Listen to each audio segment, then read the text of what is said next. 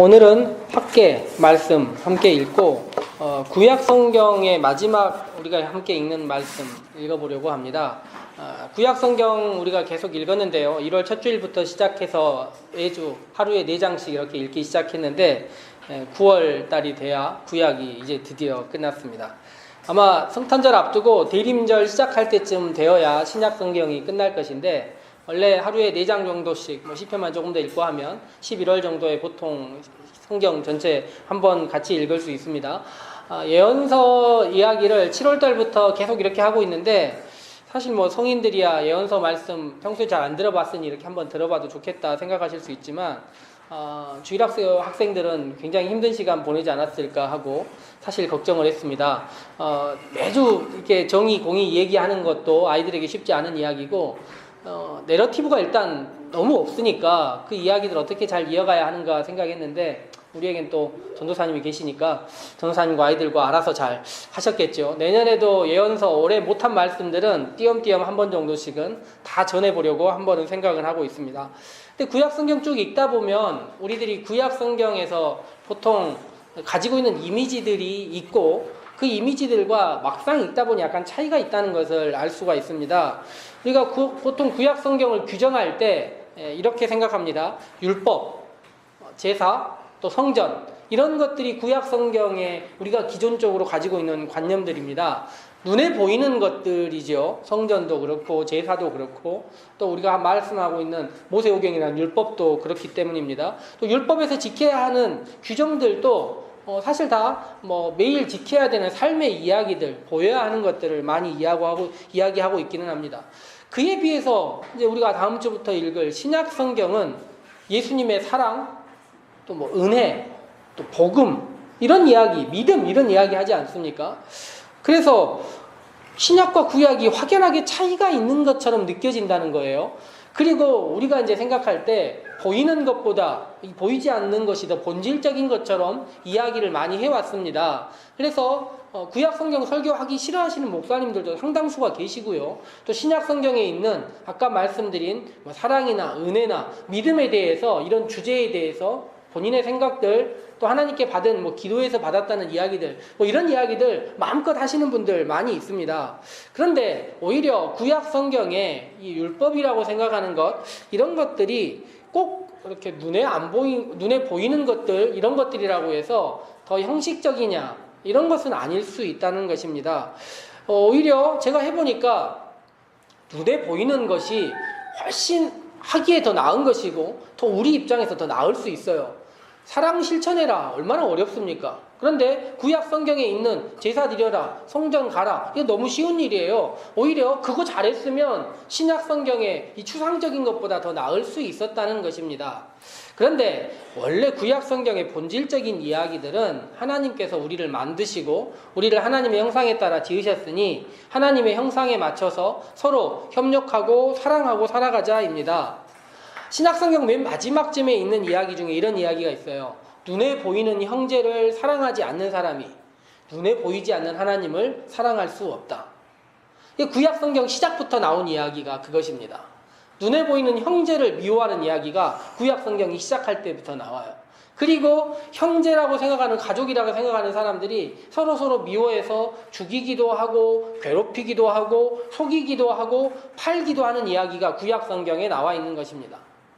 형제들 안에서도 가족 안에서도 이렇게 갈등들이 만들어지는데 세계를 바라보고 더 넓은 사람들을 바라보면 말할 필요가 없겠지요. 그런데 하나님께서 그 서로에 대한 미움과 갈등들을 선으로 바꾸신다. 이것이 구약성경 시작의 이야기입니다. 우리들은 서로 미워하는 마음들 자기 자신의 욕망에 의해서 움직이는 마음들이 많은데 하나님께서 그것을 선으로 바꾸신다. 그리고 그 바꾸신 하나님께서 이스라엘 백성들을 탈출시키시고 출애굽시키셔서 그들이 서로 사랑하고 살 수 있는 공간을 주시고 가나안 땅이라는 공간을 주시고 그들에게 함께 살 수 있도록 서로 사랑할 약속들, 계명들을 주신 것 그것이 쉽게 말하면 구약성경의 이야기입니다. 그런데 그 계명들을 지키고 살아보려고 하는데 잘 되지 않았을 때 하나님께서 율법이나 제사 같은 방식으로 그 문제를 해결할 실마리들까지 주신 것, 이것이 구약 성경의 이야기입니다. 그런데요, 하나님께서 이렇게 땅도 주시고 율법도 주시고 해결할 방법까지 주셨는데 이걸 다 자율적으로 할 수 있도록 해주셨다는 거예요. 서로가 자율적으로. 그런데 이 자유를 준다는 것, 자유를 줬다는 게 모든 사람에게 좋은 방식으로 사용되는 것은 아니었던 것 같습니다. 자유를 주면 그 자유가 꼭 남용되게 마련이고 누군가는 누군가에게 그 자유를 가지고 해를 끼치는 방식이 있었던 것입니다. 그래서 우리가 시편부터 말씀을 쭉 읽다 보면 그 자유 때문에 누군가가 누군가를 괴롭히고 누가 힘들었다는 이야기, 어려운 이야기들이 나와 있습니다. 그 어려움이 한 사람 한 사람 개인적일 때는 그나마 회복이 가능했는데 나라와 나라 사이에 권력의 구조가 끼고 물질이 끼니까 또 제사장들이 끼니까 그 서로를 피해주는 정도가 너무 커서 하나님께서 이대로 놔둘 수 없었다. 자정작용을 일으킬 수 없다 생각하신 것입니다. 그래서 하나님께서 누구를 보내셨어요? 예언자들을 보낸 것입니다. 예언자들을 보내서 메시지를 하나하나 전하기 시작합니다. 이대로 하면 안 된다. 니네 망할 수밖에 없다. 다른 나라가 침략할 것이고 하나님도 니네를 심판하실 것이다. 이렇게 이야기합니다. 그리고 하나님께서 예언서에서 계속 주시는 말씀들이 무엇입니까? 하나님의 뜻을 따르는 세상을 좀 상상해봐라. 니네가 서로 니네 힘대로만 살아가고 니네 욕망대로만 사는 것이 아니라 하나님 말씀에 따라서 살아가는 세상, 하나님 말씀 따라서 꿈꾸는 세상을 생각했으면 좋겠다. 이것이 하나님께서 구약 성경 내내 하시는 이야기입니다. 그런 세상이 되면 모두가 하나님을 알고 있고 사자와 어린 양이 함께 뛰놀고 무기를 바꿔서 농기구로 바꾸는 세상 만들어질 것이다. 재판의 정의가 이루어지고 사람들이 서로에게 관심을 갖고 더 올바른 세상을 위하여 공의로운 삶을 살아갈 것이다. 이것이 구약 성경의 뒤쪽에 나와 있는 예언서들이 반복하고 반복해서 또다시 하는 이야기들이라는 것입니다. 이것이 포로로 끌려간 사람들에게 추후에도 했던 하나님의 이야기, 예언자들의 이야기의 핵심이라 말할 수 있습니다. 이것이 예언서입니다. 이렇게 예언서를 쭉 읽었는데요. 예언서가 끝날 즈음 맨 마지막을 앞두고 학계라는 말씀이 갑자기 나옵니다. 예언서 계속 나오는 이야기가 정의, 공의 이런 이야기들 나왔는데 학계는 정의, 공의 이런 이야기가 나오지 않아요. 갑자기 학계라는 성경 이야기가 나왔는데 도대체 이 학계도 마찬가지고 이 다음에 나와 있는 스가랴라는 성경도 학계와 짝을 이루어 있는 성경인데 이 성경들이 왜 맨 마지막에 있는 것이며 정의, 공의 이런 이야기하다가 왜 갑자기 성전에 대한 이야기로 성경이 마무리되고 있는가 한 번 정도 생각해 볼 필요가 있다 생각해 봤습니다. 학계라는 성경 어렸을 때부터 이렇게 가끔 교회에서 인용되는 성경이긴 합니다. 보통 언제 이 학계 성경을 교회에서 읽었을까요? 성전을 건축하는 교회들이 보통 읽기 좋아하는 성전 이야기 중에 하나입니다. 그런데 오늘 목사님 도대체 왜 학계라는 말씀을 읽고 성전을 지을 것도 아닌데 이런 말씀을 왜 갑자기 읽었는가 한 번 정도는 생각해 보았으면 좋겠다 이것입니다. 구약 성경 특징으로 아까 이야기 드린 것이 세 가지 있다고 얘기 드렸는데 율법, 제사, 그리고 성전이라 이야기를 했습니다. 이 세 가지의 중심에 뭐가 있겠습니까? 성전이라는 건물이 있는 것입니다. 구조가 있는 거예요. 그런데 이 성전이 이스라엘이 바벨론에 의해서 멸망할 때 같이 멸망해 버렸어요. 무너져 버렸습니다. 성전이 파괴되고 성전이 없는데 제사가 무슨 소용입니까? 성전이 없는데 제사를 드릴 수가 없잖아요. 그래서 에스겔 같은 제사장은 갔는데 할 게 없어서 어디 나와 있었습니까? 강가에 나와서 하나님 언제 말씀하시나 이러고 그냥 지켜보고 있었던 거예요.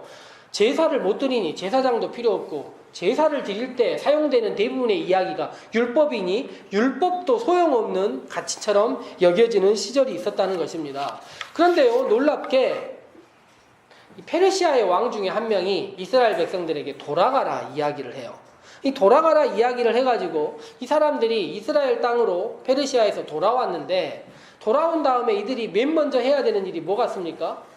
종교적 구심점을 세우기 위해서 성전을 세워야 될 것 같은데 이 성전 세우는 일이 쉽지 않은 일이었던 거예요. 일단은 이 페르시아와의 관계 때문에도 쉽지 않고 또 자기들 먹고 사는 문제도 쉽지 않은데 성전이라는 건물을 지어야 되는 비용과 노력과 수고도 쉽지 않았던 것입니다. 지금도 어떤 건물 하나를 세우고 뭐 용도만 바꾸려고 해도 뭐 구청이나 이런 데서 증명서, 서류들이 많이 필요한데 당시에 쉽지 않았던 거예요. 그런데 이 페르시아의 왕이 놀랍게도 이스라엘 사람들에게 성전을 지어라 이렇게 허락을 해줬습니다. 은혜라고 할 수 있죠. 성전을 지으라고 허락해줘서 성전을 짓기 시작하려고 하는데 딱 시작하고 터를 잡는 일까지 한 다음에 성전 짓는 일이 멈춰버렸던 것입니다. 왜 성전을 지으려고 노력하다가 멈춰버렸을까요? 잘 알 수가 없죠. 여러 가지 이유들이 있겠지만 오늘 성경에 있는 학개라는 사람이 이 멈춰있는 상태에서 그들에게 찾아와서 성전 다시 지어라 하는 이야기입니다. 1차로 성전을 지으려고 했는데 멈춘 다음에 몇 년이 지났냐면 18년이 지났어요. 터라도 하나 잡고 뭐 기둥이라도 하나 세운 다음에 18년쯤 지나고 나면 그 건물이 말이에요. 다시 지을 건물처럼 보이겠습니까? 폐허처럼 보이겠습니까? 상상해봐도 뻔한 것 아닙니까? 차라리 터를 안 닦았으면 모르겠는데 터 닦은 다음에 18년 지나버린 다음에 다시 바라보니까 이건 뭐 시작한 것도 아니고 안 한 것도 아닌 너무 애매한 상황 속에 성전이 있었던 것입니다. 그때 학개가 와서 이야기를 하는 거예요. 니네네 집은 되게 튼튼하게 잘 지어놓고 성전 이게 뭐냐 이야기하면서 모두 이스라엘 백성들에게 이야기를 해요. 빨리 산에 가서 나무 잘라다가 성전 지어라 이렇게 이야기를 하는 것입니다. 좀 무리한 이야기가 아닐까 생각을 하는데 사실 구약 성경 우리가 솔로몬 성전 되게 위대하다 생각하고 알고 있지 않습니까? 솔로몬 성전이 얼마나 컸을 것 같습니까? 되게 큰 성전 지었을 것 같잖아요. 우리 초등학생, 중학생들 학교에 교실 있잖아요. 교실. 이 교실이 보통 20평이에요. 교실 하나가. 솔로몬 성전이 교실 4개 붙여놓은 것만 했어요. 80평이었습니다. 생각보다 커요? 작아요? 생각보다 작다는 걸 알 수 있죠. 요거 4개 붙여놓는 거하고 별 차이 안 난다는 것입니다.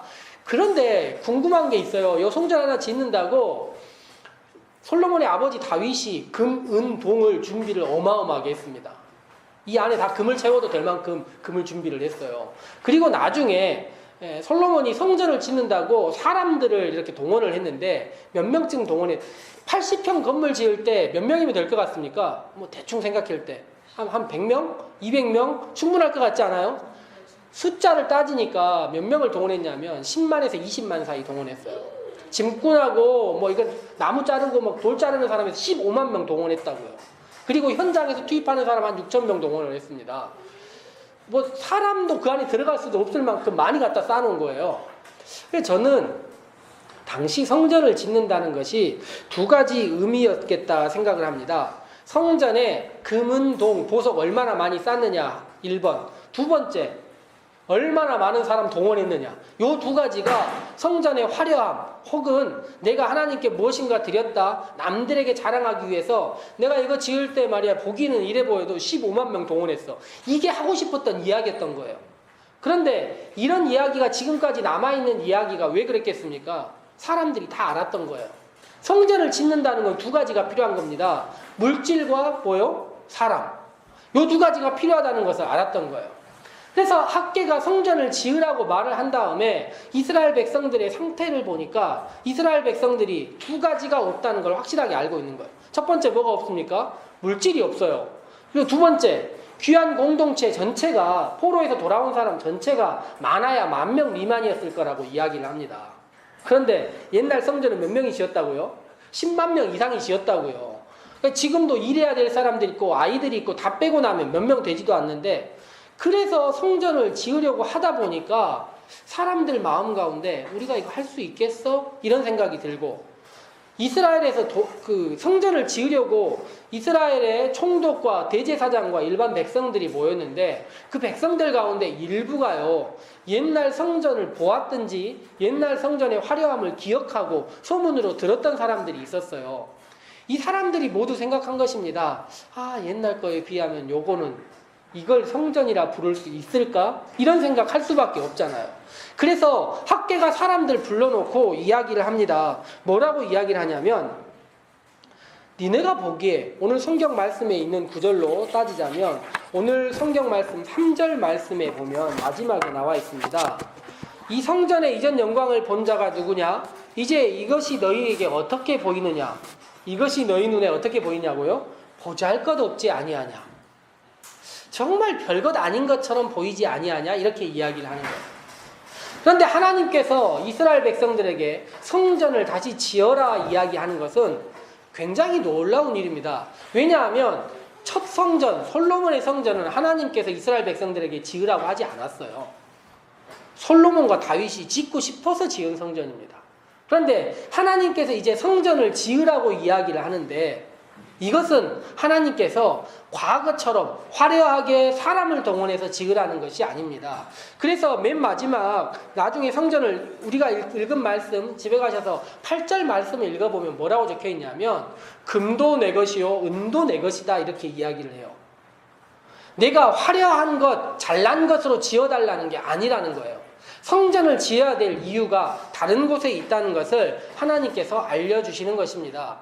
그렇다면 왜 성전을 지으라고 이야기를 하셨을까요? 보니까 9절 말씀 같이 한번 읽어보도록 하겠습니다. 시작. 이 성전의 나중 영광이 이전 영광보다 크리라. 만군의 여호와의 말이니라. 내가 이곳에 평강을 주리라. 만군의 여호와의 말이니라. 하나님께서 보시기에 포로로 왔던 사람들, 돌아왔던 사람들이 하나님께 예배하고 그들의 삶을 다시 한번 돌이켜서 이 땅을 거룩하게 만들어 보려고 노력하고 자신들 서로 사랑하고 살아보려고 노력하고 그것을 위한 조건으로 성전을 만드는 일을 한다면 하나님께서 보실 때는 이전에 화려했던 솔로몬의 성전보다 여러분이 만든 여러분의 손으로 최선을 다하는 그곳이 오히려 하나님께서 보시기에 더 귀한 곳, 영광의 장소가 될 수 있다 이야기하는 것입니다. 그런데 이것만 읽고 학계가 끝난다면 저는 학계에서 오늘 말씀을 읽지 않았을 것 같아요. 사실 한국교회에서 여러 번 반복해서 하는 학계에 대한 이미지는 여기까지가 전부입니다. 그런데 오늘 우리가 읽은 그 다음 말씀이 학계 성경 가운데 나와 있습니다. 이 주일학교 학생들도 들으면 충분히 이해할 만한 이야기인데 성전을 지으면서 학계가 제사장들에게 율법에 관해서 하나 질문을 해요. 어떤 질문을 하냐면 민준아 한번 들어봐. 혜원이도 한번 들어보고 의성이도 들어본 다음에 이게 구약 성경의 율법이야. 제사를 드릴 때 율법에서 어떤 게 있냐면 동물을 가져다가 소나 양이나 뭐 이런 거 가져다가 하나님께 제사를 드려요. 근데 제사를 드릴 때 소나 양이나 동물을 죽이잖아요. 죽인 제사를 하나님께 동물을 드린다고요. 그런데 이걸 다 하나님께 태우는 게 아니라 태우는 것 중에 일부를 제사장과 그 가족들, 함께하는 사람들, 제사장들이 먹을 수 있게 돼 있어요. 근데 이거는 다른 사람들이 못 먹는 거야. 제사장만 먹을 수 있는 거예요. 제사장은 지금의 목사님하고 전혀 달라요. 목사님만 고기 잡은 다음에 따로 떼서 먹는 그런 거 아니고 제사장이 그랬다는 거예요. 제사장이 그랬는데 이것은 워낙 거룩하고 제사장만 먹을 수 있는 거라서 다른 사람들이 먹지 못하는 거예요. 근데 제사장에게 학계가 이런 질문을 하는 거예요. 이 고기가 한 덩어리 있는데 이게 제사장이 먹는 고기라는 거예요. 근데 이 고기를 가지고 다른 사람들이 다른 데 묻히는 거야. 예를 들면 다른 그릇에다 갖다 놓든지 다른 국에다 넣든지 다른 음식을 만들면 고기는 거룩한데 다른 것들까지 거룩해질 수 있겠느냐? 다른 음식까지, 다른 그릇까지 거룩해질 수 있겠냐 물어본 거예요. 제사장들이 뭐라고 말했을까요? 된다, 안 된다? 안 된다는 거야. 그러니까 학계가 하나 다른 물어를 물어본 거예요. 구약 성경, 레위기 같은 성경 읽어보면 부정하다, 뭐 깨끗하다 이런 이야기 되게 많이 해요. 근데 부정한 것 중에 대표적인 게 뭐냐면 시체야, 시체. 죽은 것. 죽은 것이 되게 부정한데 부정한 것을 누가 만지면 부정해지는 거예요. 시체를 누군가가 만지면 부정해지는 거야. 그런데 이 부정한 것을 만진 사람이 거룩한 고기나 거룩한 고기 옆에 있는 거 만지면 어떻게 되겠냐 물어보는 거예요. 그럼 어떻게 된다고요? 부정해진다는 거야. 이게 구약 성경이 갖고 있는 정말 중요한 의미 중에 하나예요.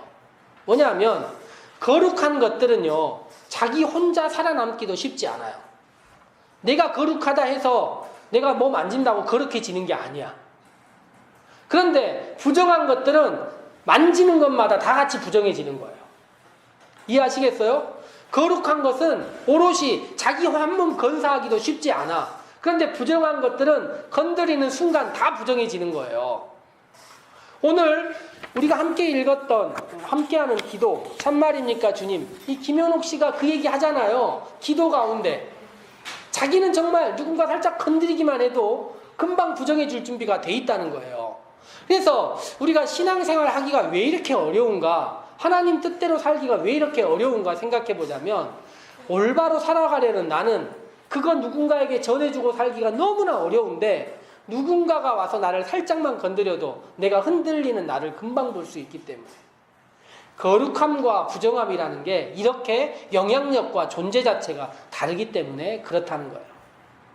그렇다면 오늘 성경에 왜 성전 이야기 다음에 이런 이야기를 했을까요? 과거의 성전은 누가 만든 것이었겠습니까? 왕이 만들었다는 거예요. 그리고 백성들, 지금으로 치자면 성도들은 그곳에 가서 머물러 있기만 하면 끝나는 거였어요. 남이 만들어준 성전에.